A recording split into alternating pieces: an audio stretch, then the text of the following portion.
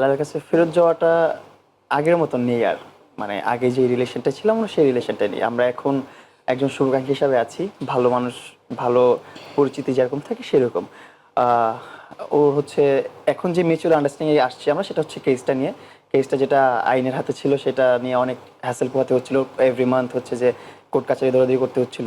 সেটা আমরা হচ্ছে যে উইথড্র করে ফেলছি। ও মামলাটা উইথড্র করে ফেললে ওর আর কোর্টে দৌড়াতে হবে না, আমার কোর্টে দৌড়াতে হবে না। তার মানে আপনি কি শুধুমাত্র এই কোর্টের ভয়ে লায়লার সাথে সমঝোতা করলেন? এটা আমার প্রথম কোয়েশ্চেন ছিল, যেটাকে আসলেই আপনি বন্ধুত্ব করার কথা ফিল করেছেন। যদি আপনার ঘাড়ে এই কোর্ট কাছারির মামলাগুলো না থাকতো, আপনি কি লায়লার কাছে ফেরত যেতেন? লালার কাছে এখনো তো ফেরত যাইনি আমরা। আমরা তো আর একসাথে থাকছি না। ওর মতো থাকবে, আমি আমার মতো থাকবো।